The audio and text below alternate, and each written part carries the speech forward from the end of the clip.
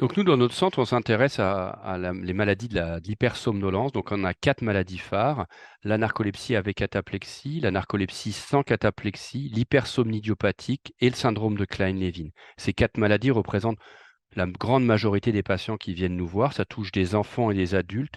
Et le symptôme au premier plan, c'est des gens qui s'endorment de façon incoercible. Ils rêvent pas. Ça dure 5 minutes, ça dure 30 minutes. Et parfois, ça s'associe à des longs temps de sommeil. Ils peuvent dormir 12 heures, 13 heures sur 24 heures et ils se réveillent fatigués. Il y a un autre symptôme, le cataplexie, c'est les gens qui perdent leur force musculaire quand ils ont une émotion positive. Et avec ces symptômes, c'est un signe d'appel, les gens doivent aller consulter notre centre de référence pour qu'on puisse avancer avec eux. Donc ces 4 maladies sont des maladies rares. Donc la narcolepsie, ça touche à peu près 20 000 personnes en France. L'hypersomniopathie, qu'on connaît un petit peu moins, c'est à peu près probablement pareil, 20 000 personnes en France. Et le syndrome de Klein-Levin, c'est une vraie rareté. Et il y a peut-être 300, 400 personnes en France. Un point majeur, c'est que les études ont pu montrer, incluant les nôtres, qu'on a 10 ans de délai au diagnostic, alors que la maladie touche souvent des enfants de 15 ans, d'accord, l'âge de début de la maladie, donc c'est vraiment un gros souci. Et un tiers des gens sont diagnostiqués seulement avec ces 4 maladies. Donc il y a vraiment un énorme enjeu de diagnostiquer plus tôt, plus correctement pour mieux les prendre en charge.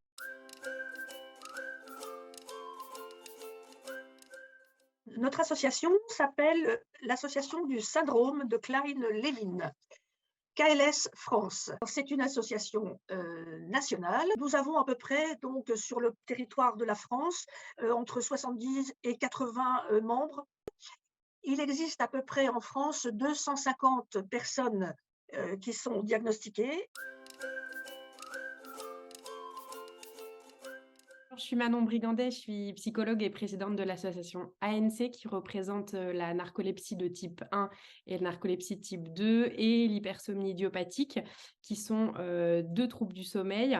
Notre association a été créée en 1986 à Montpellier. Notre association fonctionne de manière nationale et puis en réseau au niveau des régions dans lequel on retrouve des correspondants locaux qui sont des bénévoles qui peuvent aider une personne, un patient et sa famille sur place, l'orienter dans un centre de proximité, pouvoir rompre l'isolement par des réunions au niveau local. Notre association, elle compte environ 200 membres et une trentaine de bénévoles répartis sur la France entière.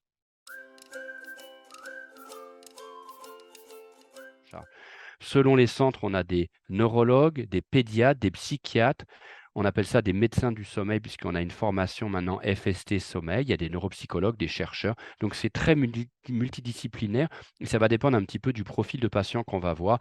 Certains vont plus être orientés pédiatrie, d'autres plus psychiatrie. C'est une maladie neurologique qui est très rare puisqu'elle touche 1, 2 personnes par million. Sa caractéristique, c'est de se manifester par épisode. C'est-à-dire que pendant quelques jours, quelques semaines, voire quelques mois, la personne qui est atteinte est, entre guillemets, déconnectée. Et puis, tout redevient normal. Ces épisodes qui sont faits d'hypersomnie, 23 heures sur 24 de sommeil, auxquels sont associés des troubles cognitifs, donc des réalisations, confusions et des modifications du comportement qui peuvent être effectivement très déstabilisants. Enfin, les malades ne sont plus capables de s'occuper d'eux-mêmes, de suivre évidemment une formation ou d'assurer un travail professionnel. On retrouve évidemment des troubles de la vigilance de jour, puisqu'il y a de la somnolence excessive pour les patients, des troubles cognitifs avec de l'atteinte au niveau de la mémoire, des apprentissages.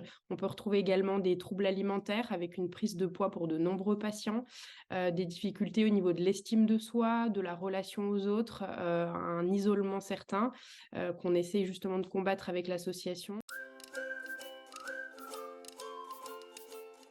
La recherche, c'est ce qui nous anime puisque c'est des maladies rares, donc on ne les connaît pas très bien et il faut avancer sur la prise en charge. Un point majeur, on a découvert en 2000, il y a 20 ans, la cause de la narcolepsie de type 1. Donc, une de ces 4 maladies phares, c'est un manque d'orexine.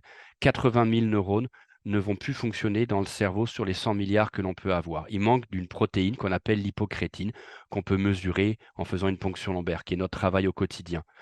Maintenant, depuis 1 an, 2 ans, 3 ans, on fait des protocoles thérapeutiques à base de la stimulation de ces récepteurs à orexine. Tout d'abord en intraveineux, on vient de publier un article là-dessus.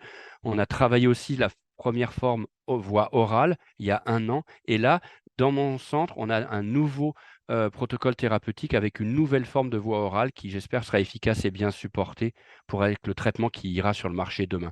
Pour la narcolepsie type 1, bah, on a cette chance, c'est que maintenant, ça y est, les orexines arrivent, les traitements arrivent, donc on va pouvoir bien et mieux prendre en charge nos patients. Maintenant, la narcolepsie type 2, l'hypersoniopathique et le syndrome de Klein-Levin, bon, on les connaît toujours pas très bien, l'origine de ces maladies. Donc, il faut mieux connaître ces maladies pour mieux les traiter. Il y a vraiment un besoin, de l'espoir, car il faut des bases de données, il faut mieux les comprendre, parce qu'on n'en est pas encore à traiter de façon spécifique ces maladies. Et donc, il faut garder l'espoir qu'on a réussi pour la narcolepsie type 1, donc on va réussir bientôt pour les autres maladies.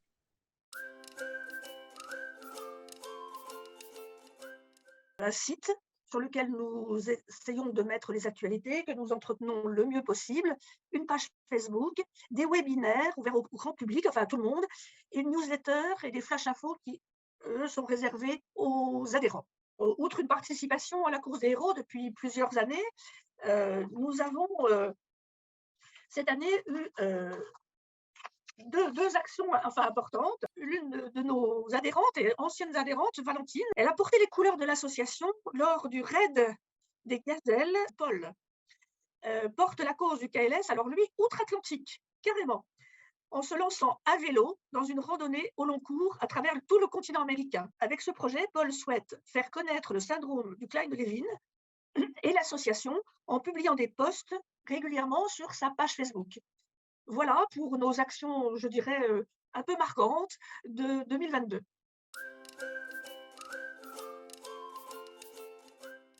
L'actualité enthousiasmante pour l'année 2022 et 2023 pour l'ANC, c'est le fait d'avoir une marraine. Mathilde Delagiclée est médecin généraliste spécialisée en médecine du sommeil, mais elle est aussi navigatrice. Elle a été qualifiée pour la Mini Transat qui aura lieu en septembre 2023.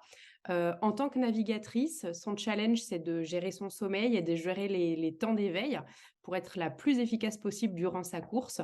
C'est un défi qu'on doit relever nous aussi au quotidien en tant que patient, donc on est ravis qu'elle puisse nous représenter.